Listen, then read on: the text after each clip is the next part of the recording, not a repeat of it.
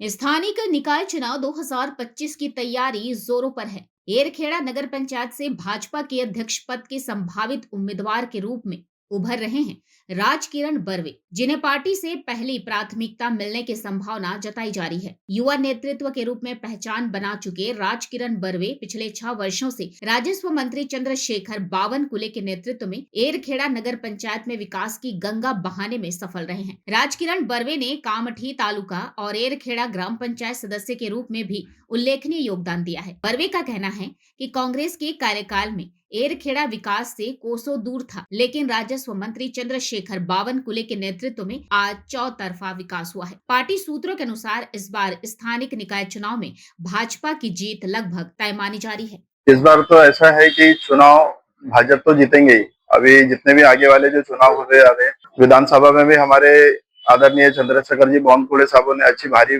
बहुमतों से भारी लीड से चुनाव जीता है। इस बार भी ग्राम पंचायत के नगर पंचायत के चुनाव है, एरखेड़ा नगर पंचायत के चुनाव, तो उसमें भी भारी मतों से बीजेपी जीतेंगे। विकास के मुद्दे पे जीतेंगे। आदरणीय चंद्रशेखर बावनकुले साहब, इनके नेतृत्व में यह चुनाव होगा और उन्होंने जो विकास किया है पूरे कामठी विधानसभा में, नागपुर जिले में और पूरे महाराष्ट्र में जो उनका डंका बज रहा है विकासों का। आदरणीय चंद्रशेखर जी बावनकुले साहब, हमारे मुख्यमंत्री देवेंद्र फडणवीस साहब और बाकी सब उन्हीं के जितने भी साथी है, सहकारी है, मंत्री है, सब लोगों ने अच्छा काम कर रहे हैं। आदरणीय नितिन गडकरी साहब, इनका भी बहुत अच्छा काम है। उनके नेतृत्व में चुनाव होगा और इस बार हम विकास के नाम से बहुत अच्छा विकास के नाम से चुनाव लड़ेंगे और विकास के नाम से चुनाव जीतेंगे। कांग्रेस की सत्ता थी कई, अभी 30-35 सालों से यहाँ पे कांग्रेस की सत्ता है एरखेड़ा ग्राम पंचायत। अभी नगर पंचायत बावनकुले साहब के नेतृत्व में नगर पंचायत बनी है। तो यहाँ पे विकास इसलिए नहीं होता क्योंकि कांग्रेस की नीति नहीं है काम करने की। कांग्रेस का काम ही नहीं विकास करने का, ये सिर्फ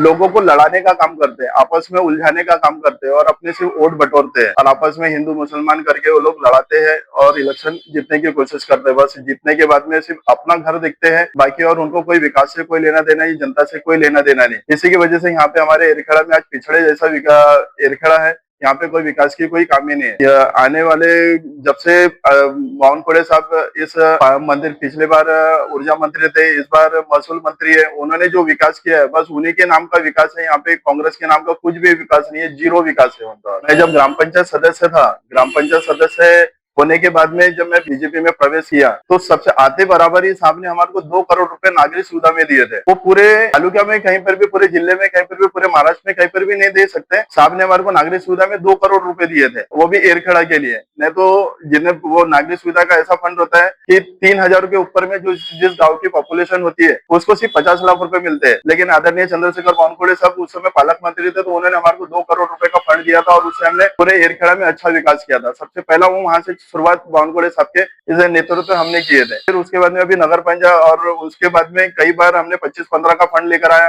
बजट का फंड लेकर आया, उसमें भी 2 करोड़ रुपए के डामर रोड के हम लोगों ने रास्ते बनाए पूरा एरखेड़ा में।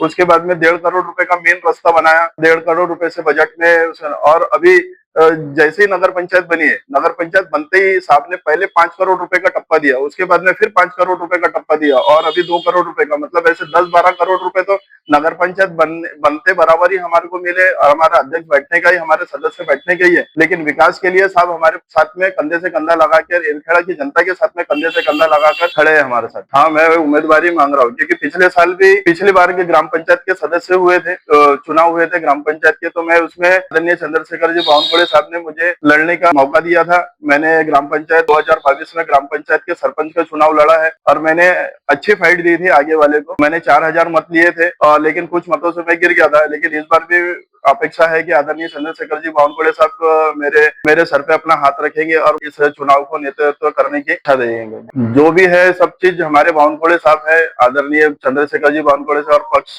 जो ठहराएगा वो निर्णय मेरे लिए अंतिम रहेगा। 110% हमारा कमल खिलेगा इस बार। आदरणीय चंद्रशेखर जी बावनकुले साहब के नेतृत्व में ये चुनाव होगा और विकास के नाम से ही चुनाव लड़ेंगे हम। और एरखेड़ा को बहुत अच्छा विकास कर देना है और एरखेड़ा को हम अच्छी सिटी बनाना चाहते हैं, मेट्रो सिटी। तो हमारे एरखेड़ा में चंद्रशेखर जी बावनकुले साहब ने बनाई दिया है, लेकिन और अच्छा विकास करके अच्छी सिटी में, अच्छा सिटी के जैसा दर्जा देना है, एक गाँव को अच्छा सिटी के जैसा दर्जा देना और अच्छा बनाना है। इसलिए विकास के नाम से चुनाव लड़ना चाहते हैं।